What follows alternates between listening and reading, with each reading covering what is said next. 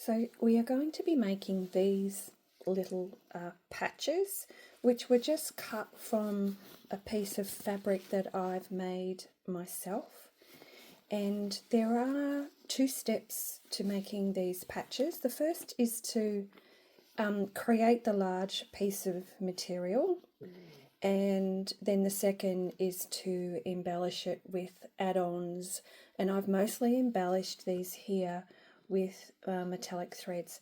I've done all of these on my sewing machine. You could do the embellishment by hand, but you will need a machine for the first piece. The most important step, I think, is to choose the colour combination that you like. And I'm inspired today by these threads that I've just been keeping.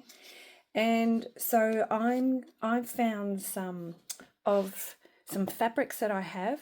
Many of these I've either ice dyed myself or played with myself. And I've put these colour combination together. You can have a look, you can see that there isn't any prints there. You can do this with prints, so I've just pulled a few cottons together that I could have used instead. What I would suggest is it's the colour that's the most important thing. So if you're going to use prints, keep the print small and don't have too much white. You will need to make sure that you place the fabric, the printed side up if you're using this sort of print. But if you're using dyed fabric that you've dyed yourself, as both sides of the fabric are dyed, it doesn't matter. The second important part of your design is texture. So I'm using mostly cotton and linen, but you could equally do this with something thicker like denim, but obviously you just need to be a little mindful of how thick your final fabric's going to be, just for ease of sewing. So what I'm doing is I'm going to be adding these little bits of denim on top. Here we go. I'm going to be adding these little bits of dyed denim on top to add texture. So that's a selvage from a piece of denim that I've kept. Here's just some other scraps and whatnot that I'm using. As it happens, I like this one an awful lot, so I'm going to incorporate this.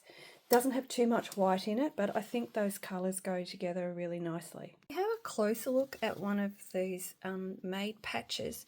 Can you see that the fabric pieces that I've used to create that base layer of fabric are quite small? This one I added a little piece on top, but see, they're quite small, which means I need to either cut, rip, shred, or use a rotary cutter to make my little pieces as small to start with. The other thing I want you to notice is, see, there's a grid of a sort of turquoisey blue. That's important. The size that you cut your pieces up into will determine how close you need to put this grid together, so this vertical and horizontal grid, because that's what's actually holding all of your fabric together. So I tend to like to do my grid about 1 centimetre, so I don't want to have any pieces that are smaller than 1 centimetre when I get started.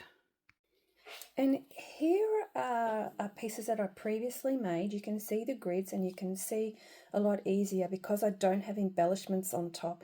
You can see the size and shape of these small pieces, and this one's quite thick, so the back and the front look different. And this edge here where there's no fabric, this edge here where there's no fabric but you've still got the cotton from the grid, I quite like, but you might not like. The other thing I want you to note is that there's no base fabric on this one. So which means I've used a wash away stabilizer, water-soluble film, water-soluble stabilizer. Solvay and Romeo are the two that I'm familiar with, but there's also Violin as well. And I'm going to do that again today. So I'm going to chop up these pieces and place them on a piece of water-soluble fabric, sew this grid, and then I will wash that water-soluble fabric away, and then I can embellish once it's washed away, and then I'll dry it. So I just often iron dry it. Then I'll add other bits of embellishment on top. And if you don't want to use a water-soluble stabilizer, or you don't have it, as your base, you could use something really light, and this tulle is perfect. Also really good is organza. This is just a polyester organza, but you can ideally just use a really light cotton as your base, but remembering you're going to be covering it all up anyway. And I'm going to use this crappy cotton bedsheet that I did some printing on as my base today, and then I'll put a water-soluble fabric on top. The size that you make depends upon the size of your machine, and if you've got a table, but just for ease today, we're probably just going to do something, you know, whatever that is. That's probably 40 centimeters, maybe by about 12 centimeters. So let's get started. I'm just going to snip, and nothing's precise, and then just rip a piece off. So this is what I will be starting with. I'm not even going to iron it. It doesn't matter. The next step is to cut up my bits of fabric that I'm going to add. And today, because I've got these and I really love the colors and I like the texture, also like the denim, that's going to add a really nice textural element to my patches. So I'm just going to start cutting up. Again, I'm not worried about shape or but I am going to keep these certainly more than a centimeter each in size, and that's because remember I said my grid, I want to do about a centimeter size on my grid. Now in an ideal world, look, we'll just do that, and we're going to cover this whole piece with my different fabrics. And this is the bit that's really up to you. It's what you like in putting your colour combinations together.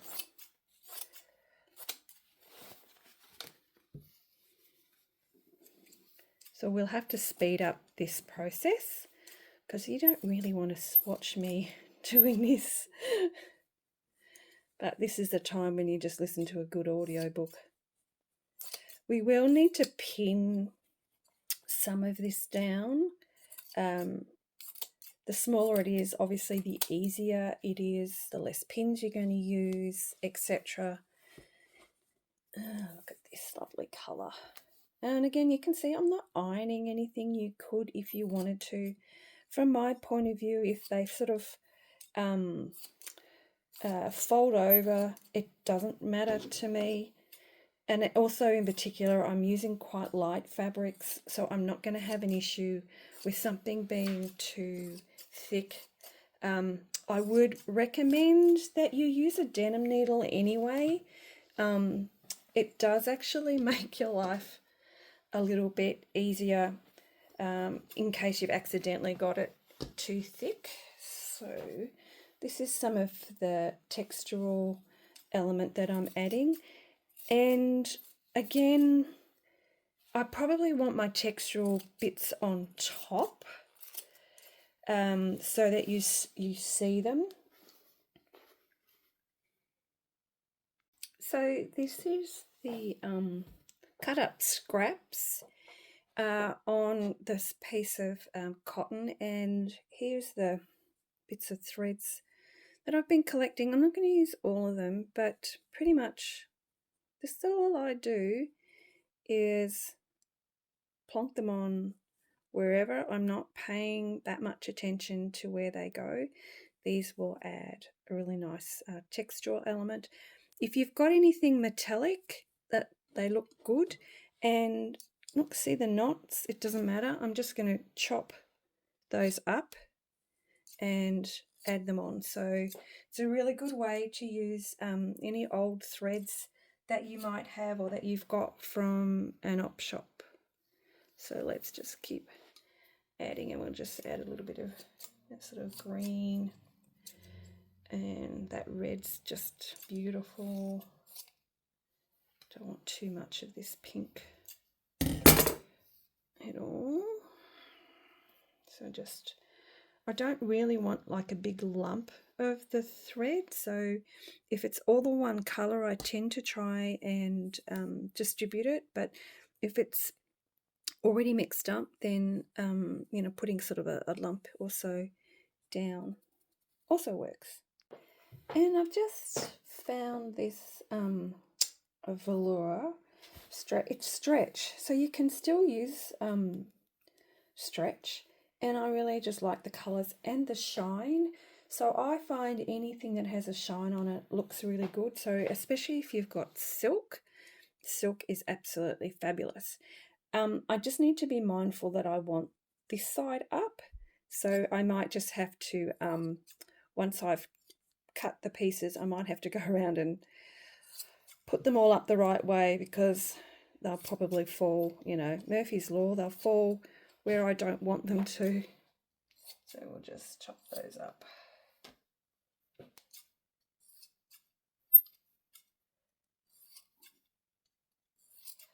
Again, I've left the selvage edge on, it doesn't matter. So you can use so much of your scraps this way. Just, it's slippery as anything. Fabulous.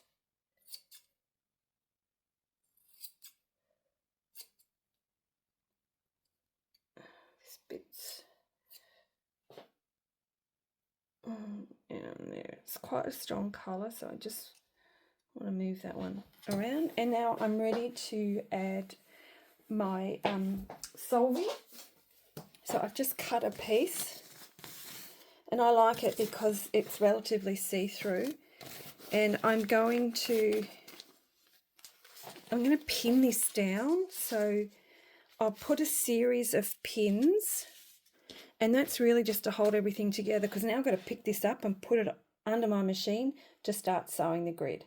And it's not a bad idea to start pinning in the middle, so you just get less bulges. So this solvy will be washed out, and I'm going to wash it out totally, which means I don't want any of the sort of the glue left behind. The glue is what will add some structure, but because I've got quite a bit of fabric pieces here, I just don't need anything else to add any structure to it.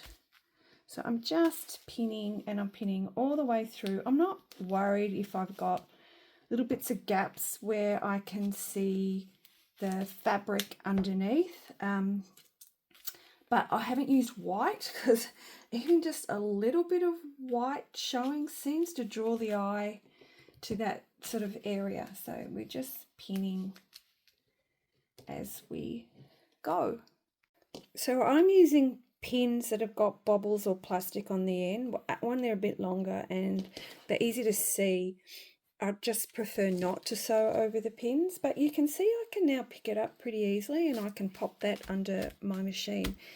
Now it's not even in every area, like some areas are thicker than others. That doesn't matter to me, because I like the effect at the end. I just think it gives more texture.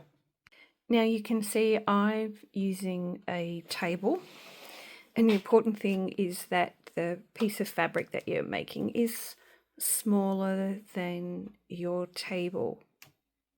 And I'm also using an ordinary, I'm using a straight stitch, an ordinary foot, and I would prefer using a denim needle.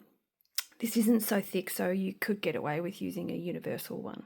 I'm going to use this green to do my grid as my top thread, and I've just got a neutral bottom thread, and that's because I already know that this is going to be my top, because I've put these little threads on there already. If I hadn't put them on, then I would probably use maybe green on the bottom as well, or even a different colour, and then after I'd washed it I would decide which side I wanted as the top. So we're going to start the grid sewing, and I prefer to start in the middle just because it fits nicely on my machine. So let's just get started, and I just do a little backwards and forwards, and then off I go. And I remove the pins as I go. Sometimes the solvy sort of like stretches or gapes a bit. Doesn't matter because it's going to be washed away in the end.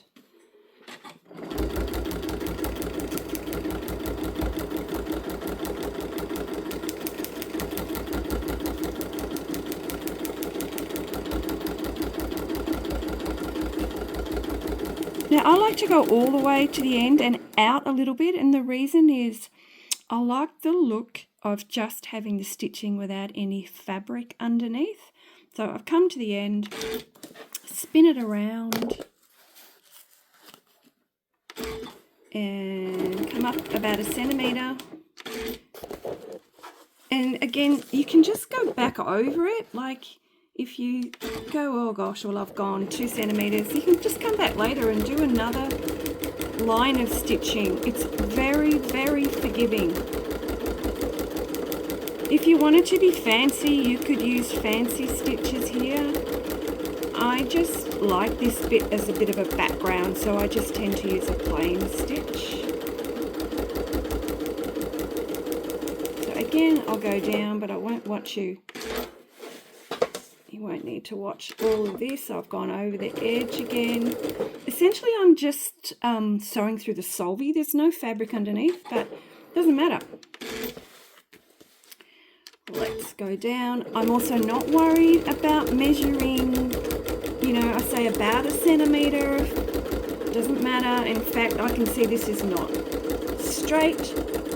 It does not matter. The whole effect at the end, no. Down. See, it started 1 centimetre at the top. It's probably like 4 mil at the bottom. Doesn't matter. We'll come down a little bit further.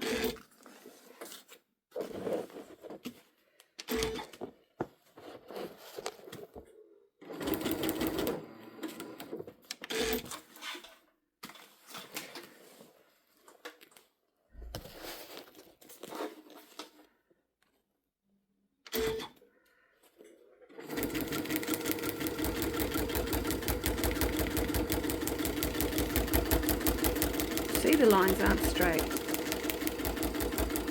Doesn't matter.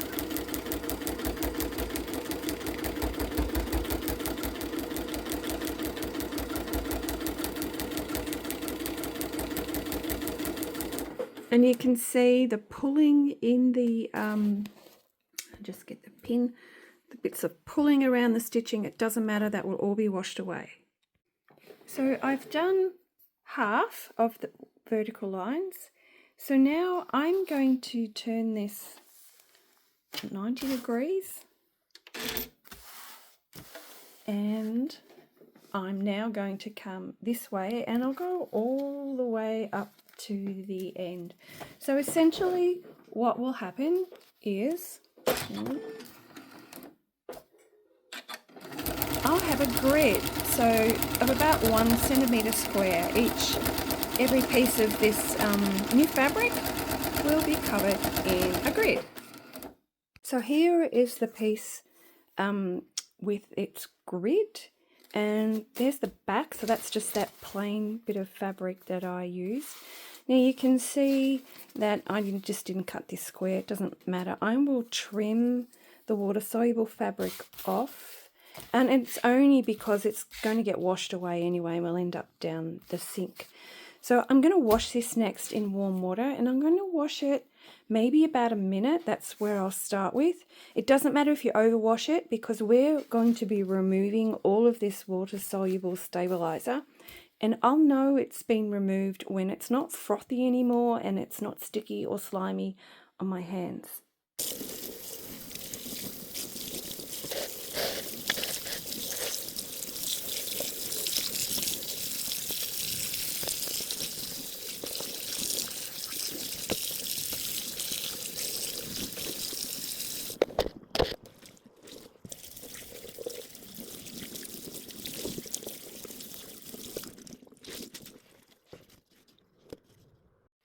this is the end of the first stage. So I've washed out all of the water-soluble stabilizer and I've dried it and given it an iron. That's the front. So you can see some elements of texture. These are the cotton pieces or threads that we added. This was the polyester stretchy fabric. We added some more threads, and so this sort of browny bit, that's actually the backing fabric. So we can either cover that up or just, you know, cut our patches, you know, around if you want jagged edges, or take a piece from there. It doesn't matter. So you can also see that this is what I said I wanted. Some pieces where the cotton thread doesn't have any fabric underneath it. That was where I sewed the cotton to the solvay. So just the thread to the solvay, no fabric.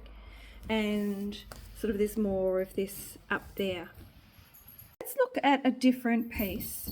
And this piece I've cut up and used as fabric as part of the top. So you can see that's tulle. So I put, instead of water-soluble stabilizer, I put my fabric pieces down, and these were much bigger pieces, and I included quite a lot of prints.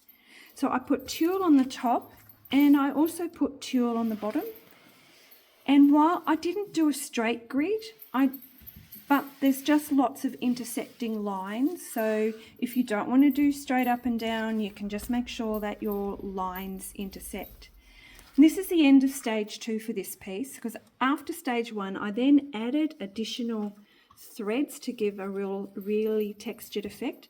And I cut out flowers from a silk scarf, and I used my darning foot and free motion sewing to go all the way around and really anchor the silk down onto the main fabric piece. So this is just to show you that you don't need to stick to the same style. You can vary absolutely everything. Now for the embellishment, we can do this a couple of ways. We can add more things onto here, things that add texture, like pieces of denim which will fray, pieces of silk that I've sort of ripped to get frayed edges. This is another piece of denim that it's already got, it's a selvage, but the edge there is beautiful and fluffy, so that will add some nice texture. I've also got, you know, little bits of lace, little pieces of lace would be good that I can add, and all this yarn, nice texture there, so I might use some of the colours and add that. And I've got little bags of bits and pieces that I could potentially add. You can also basically use leftovers of this. So this is a smaller piece that was previously done. This was a tulle top, tulle bottom, larger pieces. I used prints as well, and then I've added lots of threads, little bits of that sort of lace, and some silk on top. I can just chop this any which way and add pieces and sew those pieces down. I don't need to use a grip to sew them down. I can sew them down anyway with, you know, coloured threads. Speaking of threads, I have had a look. What is this? It's a polyester thread, Outback E11. I have no idea. Oh, here we go. Look, there's a brand, Outback, no idea. But they've got a nice shiny finish. So I've just pulled a few of these. And this one's a Gooderman sulky. You know, it is superior to those. So I'm also found quite like this. This is from a strap from a dress. But the black actually looks nice. So one of the things that I do is I just grab things that are in my stash. This is somebody's hemmed skirt. This is, and look, The lavender looks lovely. The sort of pinky red looks nice. And that's how I actually chose that lavender cotton. I pulled this out and went, gee, that lavender looks really lovely. So I'll probably chop some pieces of this up and add it as well, and I'll show you those steps. I have added a few bits of trim, bit of a tunic, bits of lace, just around the edges where I hadn't actually gone all the way over and covered the cotton underneath. And then along the bottom, this is a piece of silk, and I've just basically scrunched it up. I've got some of the denim selvage with the fluffy bit, a bit of cotton, and I'm using some yarn. So now what I'm going to do is cut these up into patches, and I think we'll do 4 across the top and 3 down. So we'll do 12 patches, but whatever size you want, you could make 1 patch. And you can do anything, and what I'm going to do is just show you a few different things that you can do. So when I cut them up, for example, see this here, I think I've got 2 of those too close together. So I can cut that, it fits about right, and I'm not really fussed about the patches being exactly the same size. But if I didn't want to cut that up, I could just add a piece of something over the top to really break that up. So let's just get a piece of something else. Hold on, we'll get a piece of this. And see how that breaks it right up? So if I wanted to include these 2 pieces in the patch, I would break that up. So I'm just cutting this, I can say roughly in half. Probably should remove any pins before you do that. And I'm not fussed about it being perfectly straight. And you can see sometimes when I come up to a thicker bit, it's a little bit challenging for the scissors. They're not all that sharp. But so let's have a look at the side. So look, it's a couple of mil thick, and obviously if you're using denim, then you're going to have thicker areas. Now what I'm going to do is just cut these roughly in half again. Now look, I'm remembering to remove any little pins, and I sort of want bits hanging a little bit off the edge, so we might just go around here, and then we'll just cut a pin.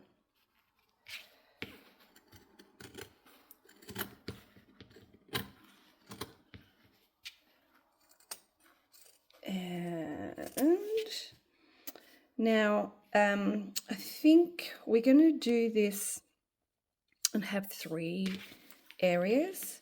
So let's just do 1. I'm not, again, overly worried about them being the right size, you know, the same size. It's not my concern. This one I'm going to cover this bit up. Remember, I think I said earlier that if I ended up with them 2 together, it's a little bit overpowering. So we will cover that up a bit. And I'm going to keep one a bit longer. So we've got like an array of sizes. So when I'm patching, I don't want every patch to be the same size. I don't like that uniformity. So again, we're going to cut this in thirds. And what I'll say here, where I've just pinned this braid on, it's very overpowering, right? So I've just pinned it on. I could just cut a piece off of that, but I'll probably just cut through that. I think that's what we'll do here. Again, just avoid the pins.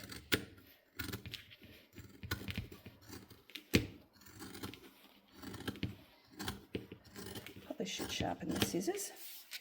And I'm going to do this. This one's going to be cut there. I'm not worrying about cutting the grid. There's so much sewing, again, because I've used about a 1 centimetre grid. I don't need to be concerned about cutting through the sewing. So here, let's just, again, you know, it's maybe in half, not quite. Obviously, if you're doing something where you're wanting to make specific size patches, then you can absolutely do that. And I'm going to cut this one here. Will they fray? A little bit, depending on what fabrics you've used. If you're using lots of denim or lots of linen, then you'll get a little bit of fraying. Once you wash it, not a lot. If you wanted to minimize that, you could use pinking shears to cut. I'm going to also add a little bit of this strap. It's a strap from a top. It's black and white silk, so it's not going to add much thickness at all. So we'll just chop pieces up and add them. Like, that's so pretty. Oh, the other thing I should say is I don't particularly want lots of symmetrical edges. And so here, for example, I've turned the frayed edge of this bit of scrap lace to the outside and done it again here just to give some interest. So we've got similar effects here. So I'm going to actually even have this hanging off. Whenever I use it, I can decide whether I want to keep it hanging off, but for now, I like that effect. And I'm also getting back to asymmetry. I don't want to do that. I don't think that's as interesting as doing that, for example. But again, it's whatever you find pleasing. Let's just pin that on. And then we get to the fun part. Using the machine again, we'll just be using, I'll be using a straight stitch with an ordinary foot. And definitely, if you haven't used a denim needle already, you will now definitely need to use a denim needle. If you've made them quite thick, you can also consider a walking foot. It really does depend on your sewing machine. So I've just cut a small piece here, and I'll just need to get it. And we'll just put that on over that orange piece. I found this braid in my stash, but I don't want all this cream. So we're just going to cut a small piece off. I'm not worried about the braid fraying. It's the colour and the texture that I'm interested in. So we'll just do that, and then we'll see where that goes. So pretty much all I do is just find one and pin it somewhere. And getting back to comments I made about not having a straight edge, I'm going to put this one on the side so it sits there. I'll just pin it. And you can put things on, and if you don't like them, you can often put something else over the top of it. So don't be worried about just having a bit of a go. We might just... The other comment I would make is I sort of like odd numbers. So I'm cutting one off. Don't cut the pin, she says, because there were 4. And I will just move this so you can see it better. There, that's better. I prefer it with 3. This is that yarn, I think it was popular 20 or so years ago, so it's get it in op shops. I don't want the green, I don't particularly want the purple, and just chop it off. I like it because of the texture, and I will just place it again, here we go. It's going to be quite easy to sew down. I'll probably use a zigzag stitch on that. And here is some orange braid with, you can just see a little pink edge. I'll just chop up pieces of that and add that wherever I like as well. Now, when I look at this one, there's almost a heart that's, you know, accidentally there. So I'm going to keep that heart. Now, look, you could cut heart shapes out of these. You could cut anything you want, but I'll just add some stitching to that to play up the effect of the heart. These are now ready to be sewn. You can just see where I've added bits of yarn, bits of braid, little bits of braid, bits of silk. You don't need to do that. You can just sew straight over these, you know, adding colourful cottons, which I've pulled out. There's some pink I want to add. So, and let's start the really fun bit. I'm just showing you how I sew down these black silk pieces. I'm using a black thread, just a straight stitch, and I probably need to remove that pin actually. It's not in the right spot. I'm also not fussed about, again, symmetry, things being perfectly straight. And sometimes when you're sewing little bits, especially silk, they can move around on you, and it's just so.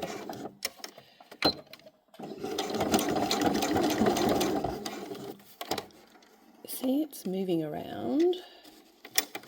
Sewing the longer bits is easier. There you go. Very good.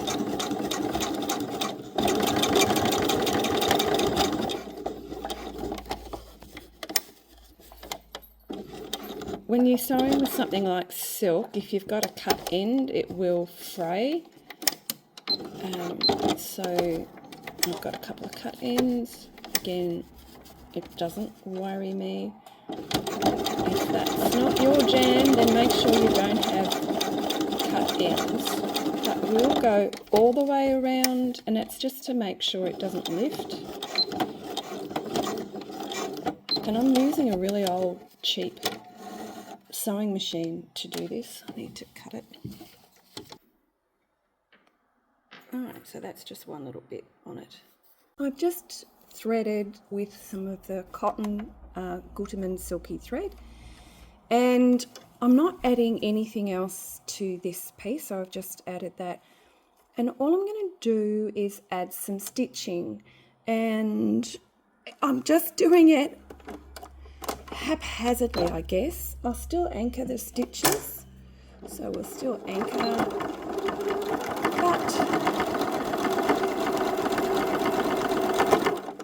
and then I might come back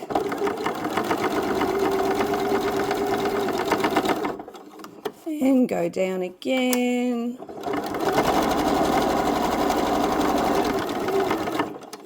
I'm really using the thread as a bit like painting or sketching. It's just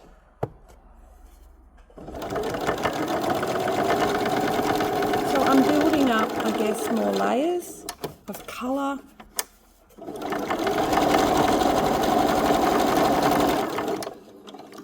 And really, it's that simple. You could sew a shape.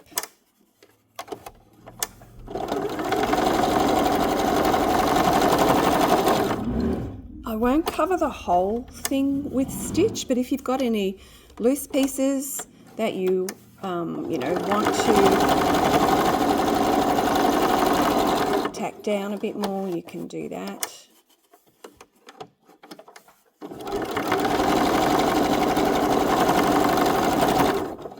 If you wanted to, you could add something fancy with a stitch. I'm keeping this very simple. I'll show you when I finish. And if I want to add a bit more of a block of colour, I just go forwards and then backwards. So I'll show you what I mean. So forwards, backwards.